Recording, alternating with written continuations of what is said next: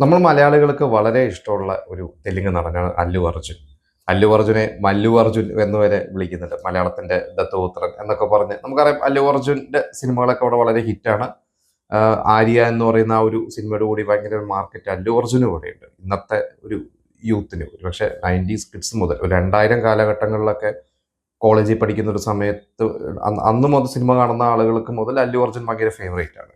അപ്പൊ ഇപ്പൊ അല്ലു അർജുനെ കുറിച്ചൊരു വാർത്ത കഴിഞ്ഞ ദിവസം വന്നിരിക്കുന്ന അവര് അല്ലു ഗ്രൂപ്പ്, അവരുടെ ഒരു കുടുംബം, ഒരു വലിയൊരു സിനിമാ കുടുംബമാണ് അല്ലു അർജുന്റെ. അവര് ഹൈദരാബാദ് അല്ലു സിനിമാസ് എന്ന് പറഞ്ഞ് ഒരു മൾട്ടിപ്ലക്സ് ചെയിൻ, ഒരു 4 സ്ക്രീൻ ഓപ്പൺ ആയിരിക്കുന്നുണ്ട്. അപ്പൊ അതിന്റെ ഉദ്ഘാടനവുമായി ബന്ധപ്പെട്ടിട്ടുള്ള കുറച്ച് വീഡിയോസും ഫോട്ടോസും ഒക്കെ വന്നിട്ടുണ്ട്. വളരെ പോസിറ്റീവായിട്ടുള്ള ഒരു കാര്യമാണ്. എന്നാൽ അതിനോടൊപ്പം തന്നെ കുറച്ച് വിവാദങ്ങളും വന്നിട്ടുണ്ട്. അപ്പോൾ അതിലേക്ക് കിടക്കുന്നതിന് മുമ്പ് എന്താണ് ഈ ഒരു സ്ക്രീനിന്റെ ഒരു പ്രത്യേകത എന്ന് ഞാൻ പറയാം.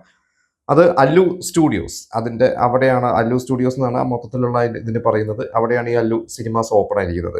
ഇന്ത്യയിലെ ലാർജസ്റ്റ് 75 ഫൂട്ട് വൈഡ്, അതായത് ഏകദേശം 75 അടി വീതി ഉണ്ട് അതിന്റെ ഒരു സ്ക്രീൻ എന്ന് പറഞ്ഞാൽ. അത് ആദ്യത്തെ ഡോൾബി സിനിമ സ്ക്രീനാണ് ഇന്ത്യയിലെ 75 അടി. പിന്നെ 3 സ്ക്രീനുകൾ കൂടി ഉണ്ട്. അവിടെയൊക്കെ 4K laser projection and Dolby Atmos sound. അപ്പൊ മെയിനായിട്ട് ഈ ആദ്യത്തെ ഈ ഒരു ഇത്ര ഒരു പ്രത്യേകതയുള്ള ഒരു സ്ക്രീൻ, അതിൽ ഒരു സ്ക്രീനാണ് ഇപ്പൊ ഞാൻ ഈ പറഞ്ഞ ഇന്ത്യയിലെ ആദ്യത്തെ ലാർജസ്റ്റ് ഡോൾബി സിനിമ സ്ക്രീൻ ആയിട്ടുള്ളത്.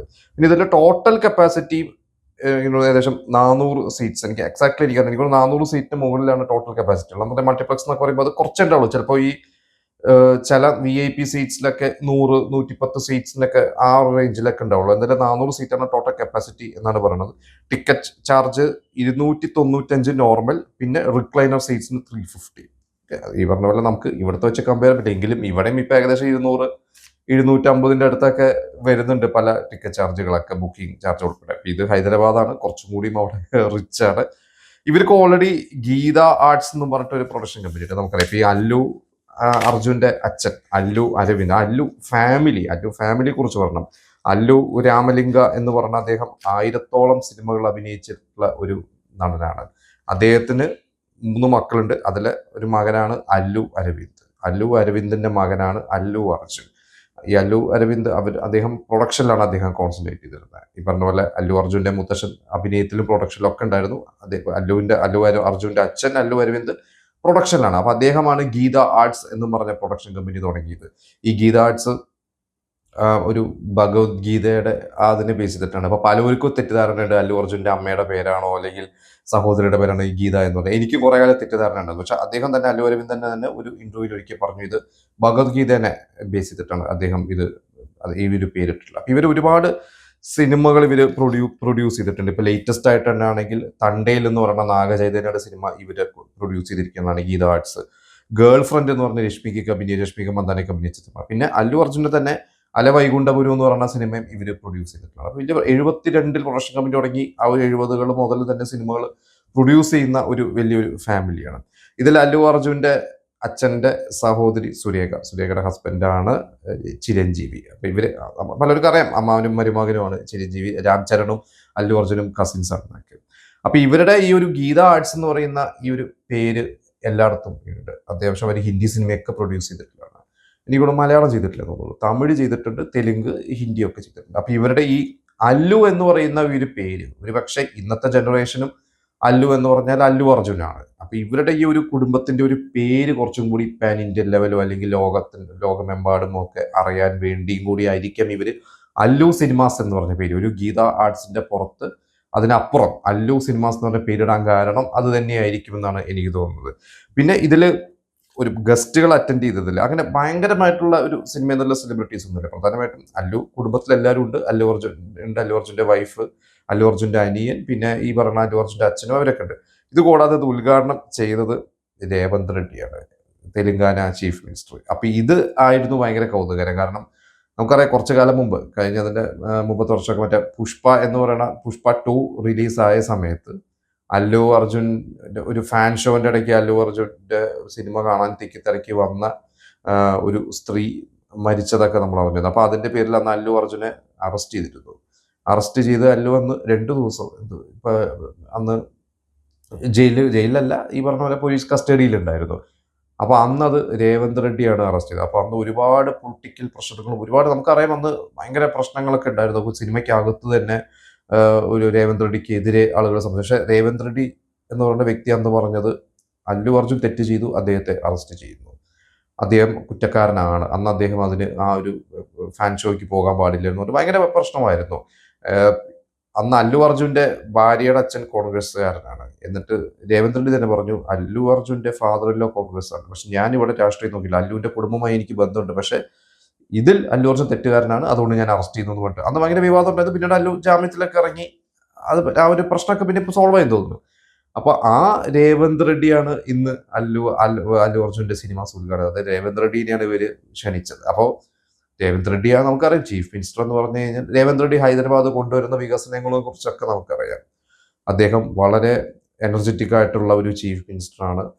അപ്പോൾ ഓരോ ദിവസവും തെലങ്കാനയിൽ വരുന്ന ഓരോ വികസനങ്ങളെ കുറിച്ചും എനിക്കൊണ്ട് ഇവിടുത്തെ കഴിഞ്ഞ ദിവസം വരെ ഞാൻ കണ്ടിരുന്നു തെലങ്കാനയിൽ ഒരുപാട് കാര്യങ്ങൾ ഓപ്പൺ ആയതിനെ കുറിച്ചും, കുറെ ഫാക്ടറീസ് വരുന്നതും, കുറെ ഇൻഡസ്ട്രിയൽ മേഖലയിൽ വരുന്ന ഗ്രോത്തുകൾ. പിന്നെ എനിക്കൊണ്ട് നെറ്റ്ഫ്ലിക്സ് അവിടെ അവരുടെ വലിയൊരു ഓഫീസ് തെലങ്കാനയിൽ സ്റ്റാർട്ട് ചെയ്തിട്ടുണ്ട്. അവർ ഇന്ത്യയിൽ അവർ പുതിയൊരു ഓഫീസ് ഇപ്പോൾ സ്റ്റാർട്ട് ചെയ്തിരിക്കുന്നത്. അവർ പ്രൊഡക്ഷനൊക്കെ ഉൾപ്പെടെ എന്തൊക്കെയോ പ്ലാനിങ്ങുകളാണുള്ളത്, അത് തെലങ്കാനയിലാണ്. അപ്പോൾ ഭയങ്കര വികസനം കൊണ്ടുവരുന്ന, എനിക്ക് തോന്നുന്നു കോൺഗ്രസ് ഭരിക്കുന്ന സംസ്ഥാനങ്ങളിൽ ഏറ്റവും മികച്ച ഭരണം കാഴ്ചവെക്കുന്നത് തെലങ്കാനയാണെന്നൊക്കെ ആണ് എനിക്ക് പേഴ്സണലി ഫീൽ ചെയ്തിട്ടുള്ളത്. നിങ്ങൾക്ക് പലർക്കും പല ഒപ്പീനിയൻ ഉണ്ടായിരിക്കാം. അപ്പോൾ പറഞ്ഞു വന്നത് രേവന്ത് റെഡ്ഡിനെയാണ് അല്ലു അർജുൻ അവിടെ കൊണ്ടുവന്നത്. രേവന്ത് റെഡ്ഡി വളരെ കാര്യമായിട്ട് തന്നെ അത് അവിടെ സംസാരിച്ചു. അല്ലു അർജുൻ രേവന്ത് റെഡ്ഡിക്ക് കുറെ നന്ദിയൊക്കെ പറഞ്ഞു. പിന്നെ ഇതെല്ലാം നല്ല രസമായിട്ട് പോയി. അതിന്റെ വിഷ്വലൊക്കെ കാണാൻ നല്ല ഭംഗിയുണ്ട്. ആ തിയേറ്ററിന്റെ അകത്തുള്ള വിഷ്വൽസ് ഒക്കെ നല്ല കാണാൻ ഭംഗിയുണ്ട്. ഇതിൽ ഒരു ഇപ്പോൾ വിവാദം വന്നിരിക്കുന്നത്, ഇതിൽ കുറച്ച് അവിടെ ചുവരിൽ കുറേ പേരുടെ ഫോട്ടോസ് വെച്ചിട്ടുണ്ട്. അപ്പോൾ അതിലൊന്ന് പഴയ ഈ പറഞ്ഞ പോലെ തന്നെ വലിയ പ്രഗത്ഭരുടെ ഫോട്ടോസ് കുറച്ച് വെച്ചിട്ടുണ്ട്. ആ ഫോട്ടോസിൽ പ്രധാനമായിട്ട് ഒരു 5 പേര്, അതൊന്ന് കെ ബാലചന്ദർ, പിന്നെ ദസറി നാരായണ റാവു, കെ വിശ്വനാഥ്, രാഘവേന്ദ്ര റാവു, ബാപ്പു, ഇങ്ങനെ ഒരു 5 പ്രമുഖരുടെയാണ്. ഒരു വലിയ പ്രഗത്ഭർ എന്ന് പറഞ്ഞാൽ വളരെ സീനിയേഴ്സ് ആയിട്ടുള്ള ഒരു 5 പേരുടെ. ഇതിൽ രാഘവേന്ദ്ര റാവു ആണ് അല്ലു അർജുൻ്റെ ആദ്യത്തെ സിനിമ ഗംഗോത്രി ചെയ്തിരിക്കുന്നത്. രാഘവേന്ദ്ര റാവുണ്ട് ഡയറക്റ്റ് ചെയ്തിരിക്കുന്നത്.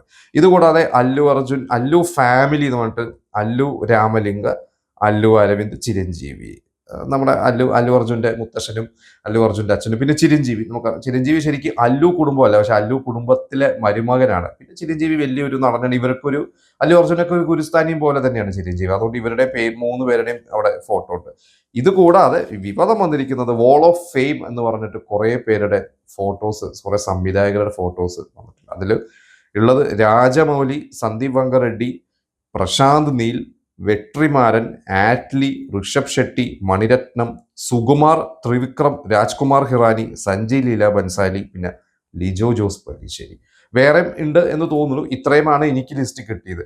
അപ്പൊ ഇതിൽ ഒന്ന് മലയാളികൾക്ക് വളരെയധികം അഭിമാനിക്കുന്ന ഒരു കാര്യം, ലിജോ ജോസ് പല്ലിശ്ശേരി. മലയാളത്തിൽ വേറെയും ഒരുപാട് ഹിറ്റ് മേക്കേഴ്സ് ഉണ്ട്. ഇപ്പൊ ലിജോ അങ്ങനെ ഭയങ്കര കമേഴ്ഷ്യൽ ഹിറ്റുകൾ കൊടുക്കുന്നില്ല, പക്ഷെ ലിജോ ജോസ് പല്ലിശ്ശേരി, അത് അല്ലു അർജുനാണോ സെലക്ട് ചെയ്തത്, അല്ലു അർജുൻ്റെ ആ ഒരു ടീമാണോ എന്നറിയില്ല, എന്തായാലും ലിജോനെയാണ്. അത് ഒരു പക്ഷേ ഞാൻ എവിടെ വായിച്ചു, ജല്ലിക്കെട്ട് എന്ന് പറഞ്ഞ ഒരൊറ്റ സിനിമയാണ് ലിജോ അക്രോസ് പാൻ ഇന്ത്യ ലെവലിലും അല്ലെങ്കിൽ വേൾഡ് മുഴുവനും മലയാള സിനിമയിൽ ലിജോന്റെ സിനിമകൾ കൊണ്ടെത്തിച്ചത് ജല്ലിക്കെട്ടാണ്. അപ്പൊ ആ ഒരു സിനിമയുടെ പേരിലായിരിക്കും ലിജോ അവിടെ വന്നിട്ടുണ്ട്. പിന്നെ ബാക്കി ഇപ്പം ഇതിലുള്ളതിൽ ആറ്റ്ലി ഇപ്പോൾ അല്ലു അർജുനെ വെച്ച് സിനിമ ചെയ്തുകൊണ്ടിരിക്കുന്ന ഒരു വ്യക്തിയാണ്. പിന്നെ സുകുമാർ, നമുക്കറിയാം അല്ലു അർജുൻ്റെ ആര്യയും പുഷ്പയും ഒക്കെ ചെയ്തിട്ടുള്ള വ്യക്തിയാണ് സുകുമാർ. ത്രിവിക്രമാണെങ്കിലും ഈ പറഞ്ഞ പോലെ സൺ ഓഫ് സത്യമൂർത്തി, പിന്നെ അല വൈകുണ്ഠപുരു എന്ന് പറഞ്ഞ അല്ലു അർജുന് ഒരു ബ്രേക്കിന് ശേഷം വലിയൊരു ഹിറ്റ് കൊടുത്താണ് 2020 ഇറങ്ങിയ.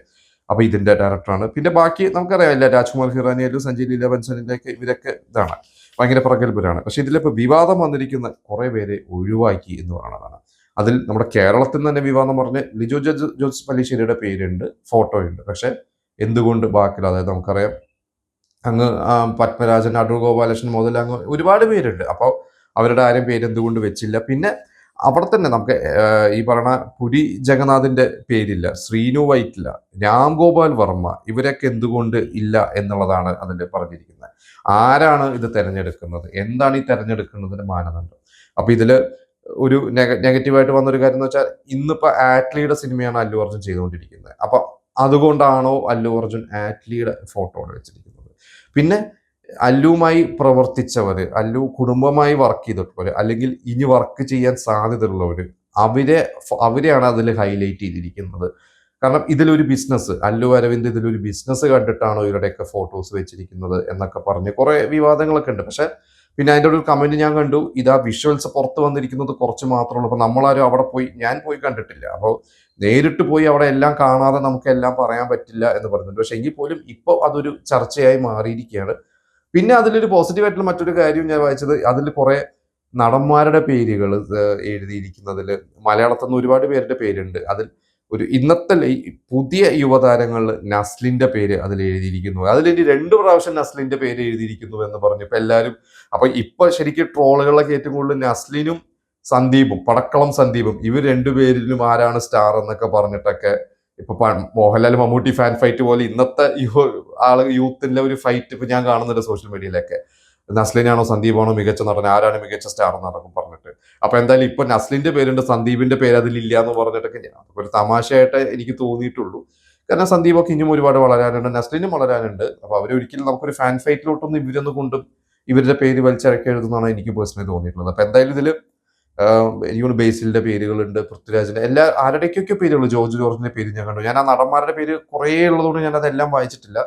അപ്പോൾ അതെല്ലാം നമുക്ക് സന്തോഷം തരുന്ന ഒരു കാര്യമാണ്. മലയാളത്തിലൊരു സംവിധായകന്റെ പേര്, മലയാളത്തിലെ നടന്മാരുടെ പേരൊക്കെ അവിടെ ഉള്ളതൊക്കെ അല്ലു അർജുൻ ആ ഒരു ട്രീറ്റ്മെന്റ് മലയാളത്തിന് കൊടുക്കുന്നു. ശരിക്കും അദ്ദേഹത്തിന് മലയാളം എന്ന് പറഞ്ഞ ഒരു സെക്കൻഡ് ഹോം പോലെ തന്നെയാണെന്നൊക്കെ അദ്ദേഹം പറയാറുണ്ട്. നമുക്ക് ഈ അടുത്ത് വരെ ഫിലിം ഫെയർ അവാർഡ് ഇപ്രാവശ്യം കൊച്ചിയിൽ വെച്ച് നടന്നിരുന്നത്. അപ്പൊ അത് കൊച്ചിയിൽ അങ്കമാലി ആയിട്ട്ലക്സിൽ വെച്ച് നടന്നു കഴിഞ്ഞപ്പോൾ അല്ലു അർജുൻ വരുമ്പോൾ അല്ലു അർജുൻ എല്ലാവരെയും പോയി ട്രീറ്റ് ചെയ്യുന്നത്, എനിക്കൊണ്ട് ബേസിലിനൊക്കെ ആയിട്ട് ഭയങ്കര ബന്ധം കണ്ടു. ബേസിൽ വന്ന് എല്ലാവരും ആസിഫ് അലിയും ഒക്കെ വന്ന് കെട്ടിപ്പിടിക്കുന്നുണ്ട്. അത് ബേസിലായിട്ട് കുറച്ച് കൂടുതൽ സമയം സ്പെൻഡ് ചെയ്യുമ്പോൾ കൂടുതൽ അടുപ്പം പോലെ എനിക്ക് ഫീൽ ചെയ്തിട്ടുണ്ട്. അപ്പോൾ അല്ലു അർജുന്റെ എന്തായാലും ഈ അല്ലു സിനിമാസ് എന്തായാലും അതൊരു പുതിയ അനുഭവം തന്നെയായിരിക്കും ഹൈദരാബാദിലുള്ളവർക്ക്. ഈ പറഞ്ഞ പോലെ ഒരുപാട് പ്രത്യേകതകൾ വെച്ചാണ് തുടങ്ങുന്നത്. അപ്പോൾ അതൊക്കെ വലിയൊരു കാര്യം തന്നെയാണ്. ഇനിയിപ്പോൾ ഇവരുടെ ഒരു പ്രൊഡക്ഷൻ കുറച്ചുകൂടി ഇവർ വിപുലീകരിക്കുന്നുണ്ട്. ഇനി ഒരു മലയാള സിനിമ പ്രൊഡ്യൂസ് ചെയ്യുകയോ അല്ലു അർജുൻ ഒരു മലയാള സിനിമയിൽ അഭിനയിക്കുകയോ, എന്തായാലും അല്ലുവിനെ ഒരു കോടികളാണ് അല്ലു മേടിക്കുന്നത്. എനിക്ക് ഈ പുതിയ ആറ്റ്ലിയുടെ സിനിമയ്ക്ക് എത്രയോ 200 കോടിക്ക് മുകളിലൊക്കെയാണ് റെമ്യൂണറേഷൻ എന്നൊക്കെ കേൾക്കുന്നുണ്ട്. വിജയ് മേടിക്കുന്നുണ്ട് 200 കോടി. ഏകദേശം വിജയും അല്ലും ഒക്കെ ഏകദേശം ഒരേ രീതിയിൽ തന്നെയാണ്. ഇന്നിപ്പോൾ എനിക്ക് തോന്നുന്നു തെലുങ്കിൽ ഏറ്റവും കൂടുതൽ ആ ഒരു ടോപ്പ് ലെവലിൽ ഇപ്പൊ നിൽക്കുന്ന അല്ലു അർജുൻ തന്നെയാണ്. നമുക്കത് മറിഞ്ഞു വരും. ഒരു ടോപ്പ് 5 ഹീറോസിൽ അല്ലു ഉണ്ട്. ഇപ്പൊ ഒരു ടോപ്പ് 1ൽ എനിക്ക് തോന്നുന്നു അല്ലു തന്നെയാണ് ഒരു ഹിറ്റ് സ്റ്റാറ്റസ് വെച്ച് നോക്കുമ്പോൾ. അപ്പൊ എന്തായാലും ഇപ്പൊ ഈ ഒരു പറഞ്ഞ കാര്യങ്ങളിൽ ലിജോ ജോസ് പല്ലീശ്വരുടെ പേര് വന്നത് സന്തോഷമാണ്. പക്ഷെ വേറെ മലയാളത്തിൽ സംവിധായകരുടെ പേരുകൾ വരണ്ടേ? എനിക്കും പേഴ്സണലി പല സംവിധായകരുടെ പേരുകൾ അവിടെ വരണം എന്ന് എനിക്ക് തോന്നി. ഞാൻ ആ പേരുകൾ പറയുന്നില്ല. നിങ്ങൾക്ക് അങ്ങനെ തോന്നുന്നുണ്ടെങ്കിൽ നിങ്ങൾ ആ പേരുകൾ ഇവിടെ കമന്റ് ചെയ്യുക.